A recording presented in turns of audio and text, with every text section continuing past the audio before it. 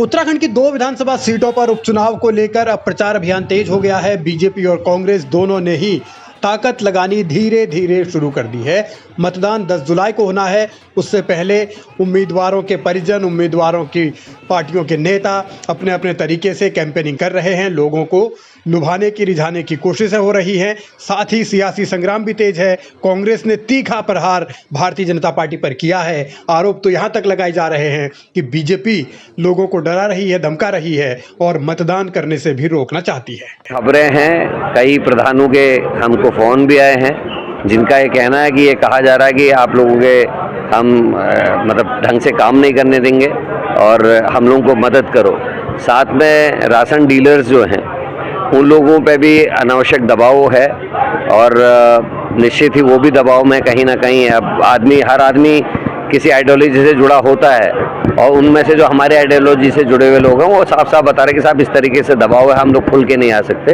तो निश्चित ही बीजेपी धनबल का भी इस्तेमाल कर रही है, बाहुबल का इस्तेमाल भी कर रही है और प्रशासन का भी इस्तेमाल कर रही है। लेकिन आने वाला समय दिल्ली ने जता दिया कि परिवर्तन आएगा और जो लोग इस चीज़ में संलिप्त हैं आने वाले समय में उनका भी हिसाब हम लोग करेंगे।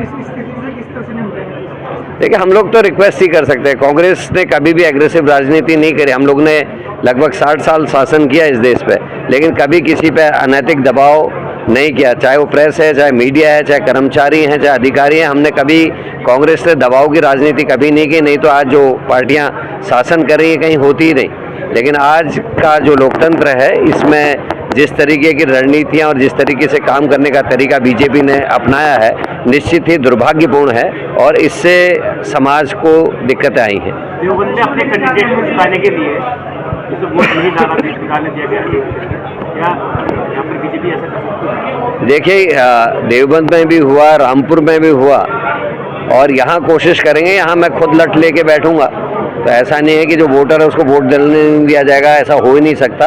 और यहाँ मेरे को जहाँ तक उम्मीद है मंगलौर इत्यादि क्षेत्रों में वोट डालने से तो कम से कम नहीं रोक पाएंगे।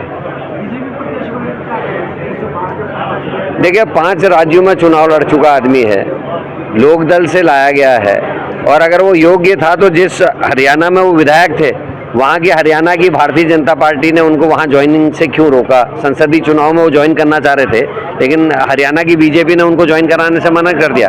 गौतम साहब के ऊपर कोई एहसान रहे होंगे तो गौतम साहब उनको अपने कंधे में बैठा के उत्तराखंड लेके आ गए। मंगलौर में क्या यकीनन मतदान करने से रोकने की साजिश हो रही है? क्या इसी तरीके से भारतीय जनता पार्टी सत्ता की हनक में है? ये ऐसे सवाल हैं जिनको लेकर अभी लंबी बहस हो सकती है। लेकिन क्योंकि चुनाव प्रचार अब रफ्तार पकड़ रहा है, आरोपों में धार आ रही है, तो इन आरोपों के जरिए ही सियासत को एक नई दिशा देने की कोशिश है। अब आगे देखना होगा कि ये मामला कहां तक जाता है।